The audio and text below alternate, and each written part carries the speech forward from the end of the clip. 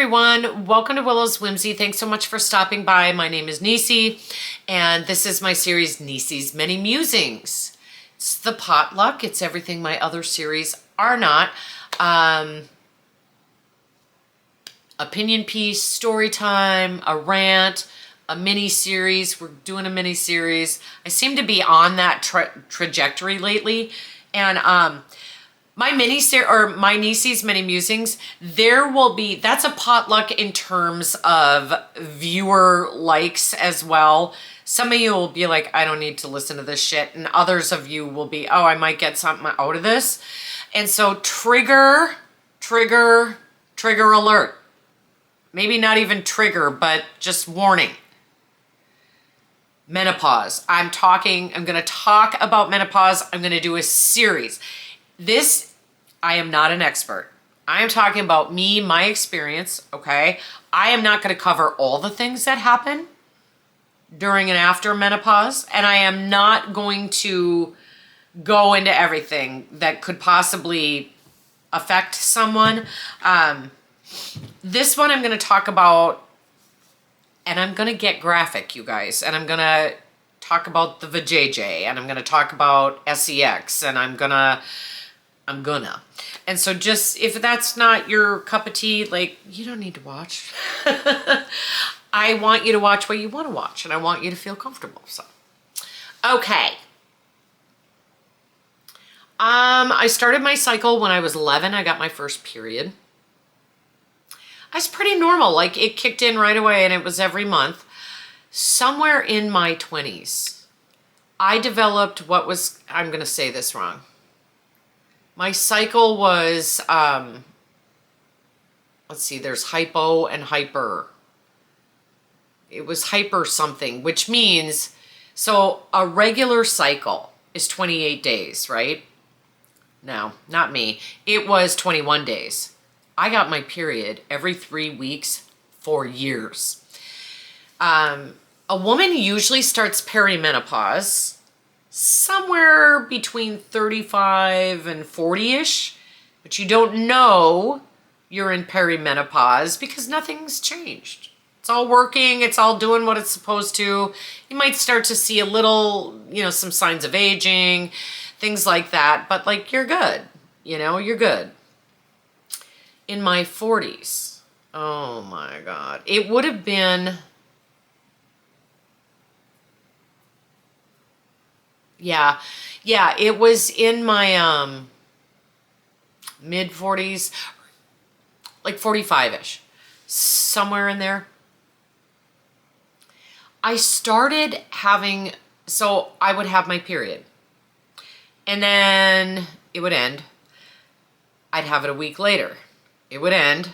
I'd have it 2 weeks later. It would end. I'd have it a week later. So like, I was menstruating more than I was not. And it was awful. Just, the cramps, the constant PMS. When you get your period, it's different for everyone, but the big signs for me that I experienced with PMS, thank God mine was nothing compared to what some women go through, was tiredness. I'd be tired. The day before I got my period, I would go into a depression that was doom and gloom, like the world was ending, apocalypse is here, So when you speed up your cycle, this kind of shit was going on. I was constantly hormonally imbalanced because of it. It was awful. I'm an alcoholic, and I'm not going to go into the whole story, but what I will tell you during this particular period of time was I drank more than I ever drank. And I have a drug addiction too. And so I was never the kind of alcoholic who drank every day or constantly. It's just when I did, I didn't want to stop. I made bad choices. I drove my car intoxicated, was promiscuous, that kind of stuff. Like, it wasn't great, but it wasn't all the time. It wasn't a lifestyle. It never was. But it amped up because I was nuts hormonally. It was awful. What a horrible time. Then, I guess I'm buzzing. Is that my...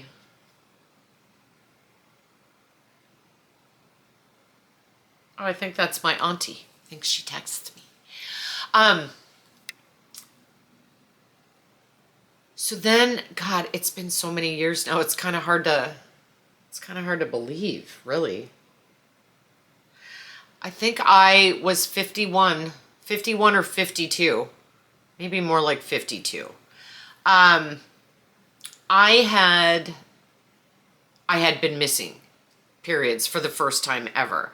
And that, now I want, through all of this, like I talked about how crazy when my period amped up like that made me, that started falling off.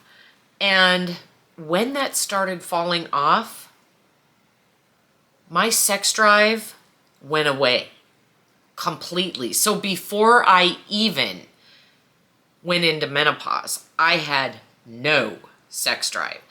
And so I would go like it slowed down. So then I had a normal cycle for a couple months, every 28 days. And then I'd go around 35 days. And then I'd go 2 months, you know, without a period. And I remember the year it happened.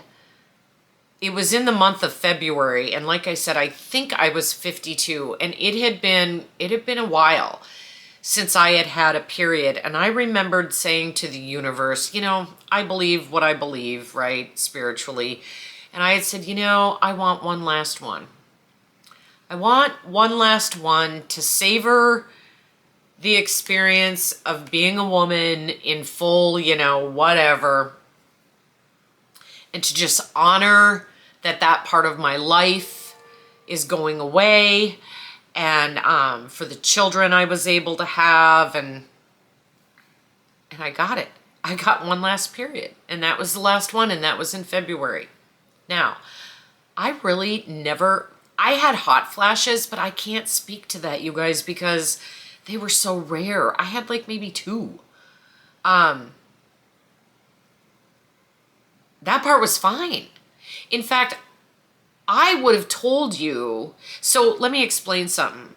So you are, pre-puberty, right? Then go through puberty, you start menstruating, and you're in your childbearing years. Then you're perimenopause. You can still get pregnant during perimenopause. A lot of people, I didn't know this until I went through menopause. You're only in menopause for 1 year. So some people will go for 6 or 7 months and they'll think I'm in menopause and they get their period. The clock starts over again. So you're in menopause until you've gone a year without menstruating, and then you're post-menopausal after that. So post-menopause, I would have told you in the first 2 or 3 years, cakewalk, nothing. The only thing, like I said, was my sex drive. Gone, gone, gone. And that was, I'm not going to go into graphic detail. I had a very healthy sex drive. That was never an issue for me. When I say healthy, I mean it worked. I don't mean it was healthy emotionally or whatever. Someday maybe we'll talk about those things. So I went from being very lusty to I don't care. And that is when I had other issues my whole life with kind of like obsessing and with, I just never had a healthy relationship in my whole life. That's a whole nother topic we won't get into now, but I went from finding Mr. Right, kind of running my life, and it did run my life from the time I was about 11 until this no sex drive thing happened. And when the no sex drive thing happened, the obsessing about finding Mr. Right, that was gone too. That was gone. I don't want this video to get too long, so here's what we're going to do. I'm going to tell you about the symptoms I've had, and then we're going to shut this down, and then I'm going to come back and address the symptoms I've had and what's worked for me, because you can go down a lot of rabbit holes. I highly encourage women to talk to a gynecologist who specializes in menopause, because male doctors, most of them, don't have a clue. And men, I'm going to talk to you in the videos coming up. It is real. The things that happen to our bodies are real. And it can be very difficult, and it can change a relationship. And so my whole thing with all of this is be patient, be kind, be understanding, stay loyal. None of us want to go through these changes.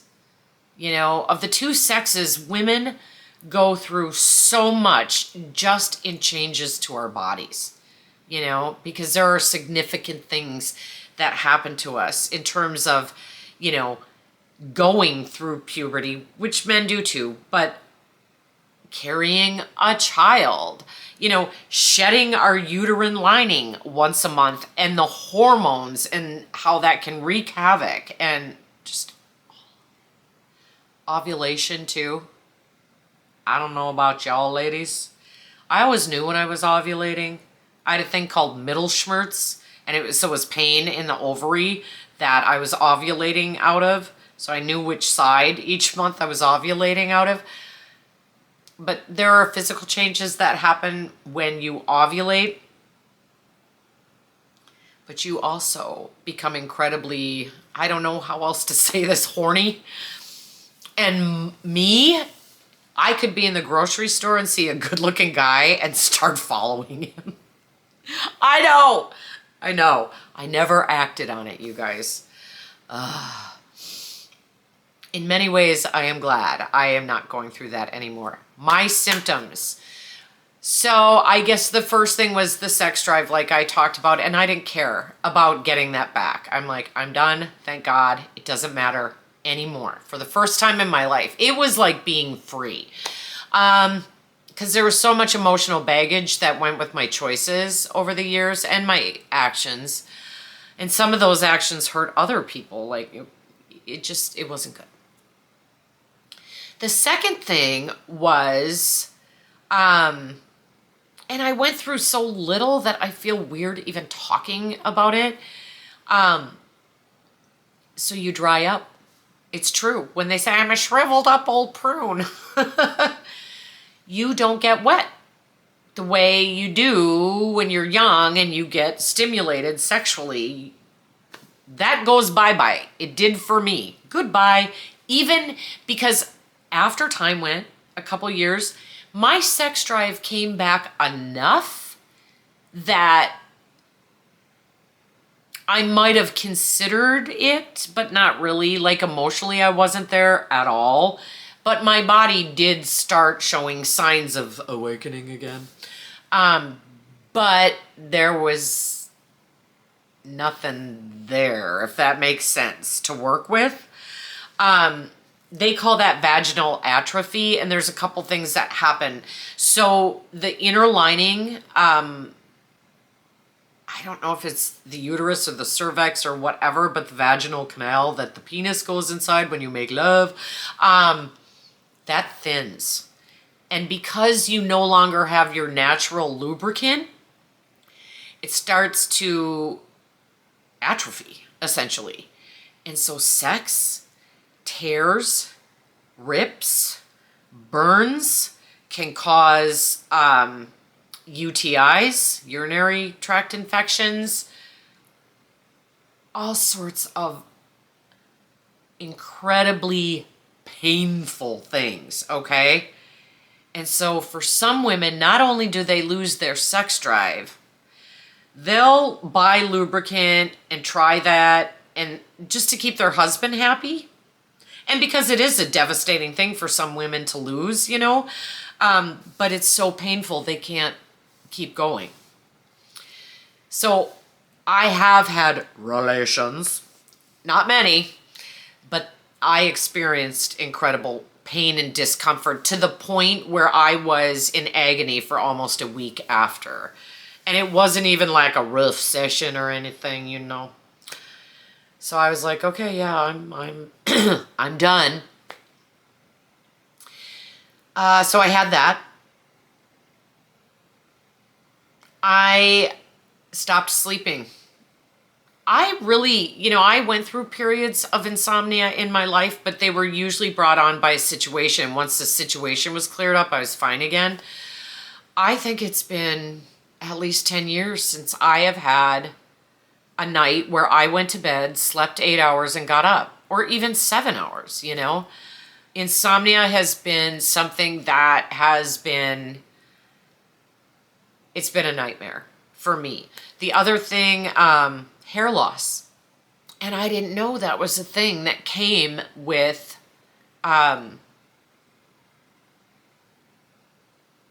menopause. I was getting my hair done, highlighted, lots of thick, chunky highlights, blonde for a while. It was so beautiful. And a lot of my hair broke off because of it. It was too much for my hair, but my hair had never done that before. Like, pretty strong hair, and I had a lot of it. And then my sister said one day, I've lost so much hair since menopause. And I was like, what? She's like, yeah, I've lost like half my hair volume. And that's when I realized, oh my God, me too. There's been the breakage plus the hair loss. And so you can look at this video and go, oh, you still have hair and, you know, blah, blah, blah. I have learned how to tease. I have learned how to fluff out. I use products that volumize, but the actual amount of hair that I have, I'd say I've experienced 35% hair loss. And I don't have bald patches. It's just I don't have as much. Now, luckily, because I had so much to start with, I really don't have bald spots. You can't see my scalp. And I've been doing a ton of things to offset that. And we'll talk about that. In the next couple videos, I might cover one or two different things. So I just wanted to open this up by telling you what I've experienced, what it's been like. For me, there've been, yeah, it's been a lot. But I have not gone through the torture and agony that some women go through. I will never forget going down to Chicago to see a friend of mine, and I brought my kids, and my son was a teenager, and she told him, look, I sleep with the air blasting in my bedroom, but I have to sleep without clothes on, John, and I might come out in the middle of the night. She had like a turbo-sized fan that just blasted air, and she had it set up in front of an air conditioner. She had central air, but then she had an actual air conditioner because her hot flashes were so bad. And she put this fan right in front of that air conditioner, and she would get up in the middle of the night sometimes. Like the bed was soaking wet. I didn't get anything like that. And just roasting, her whole body felt like it was on fire, and she would have to go out naked into the living room and stand in front of this fan. And so she kind of warned us, and she said, I hope that doesn't happen. And it didn't happen. But my son was like, I don't want to see her naked. I was like, just don't look. You'll be fine. I didn't have that. You know, there were a lot of things. I do have, like, my eyebrows have also thinned out. I don't need to pluck them. I don't need to wax them anymore. However, you get hair in weird places. I now have a little goatee, and I mean, I just wax that off. I have thicker hairs, so I don't have a full-on mustache, but like a thick black hair will come out once in a while. And I mean, it's thick. It could poke somebody's eye out. Like, it's stuff like that. Ugh. I wish I could be 21 and know everything I knew now. My life would have looked so different. That said, menopause is a relief for some women. I don't know how I feel about it. It's not that I feel like less of a woman because I'm not menstruating, but even though I hated having my period and stuff, if someone gave me the option and it meant I would get my hair volume back, that my skin would look like it used to, like all of that, I would say, yeah, give it back to me. I'll take it. I would just pray that my sex drive wasn't like maniacal. Oh my God, stories I could tell. It's not that kind of a channel. I'll be back next week, and we'll talk about the things that I've experienced and what I've done to offset that. So I hope you all have a marvelous day. I'll see you next time. Oh, nope. Sorry. Thumbs up, hit the bell, subscribe to the channel, comment if you want. Hey, if you're willing, put it all out there for me. Or you can email me, because my email is in the description, and I welcome communication. All right, you guys, have a good one. Mwah, mwah, mwah.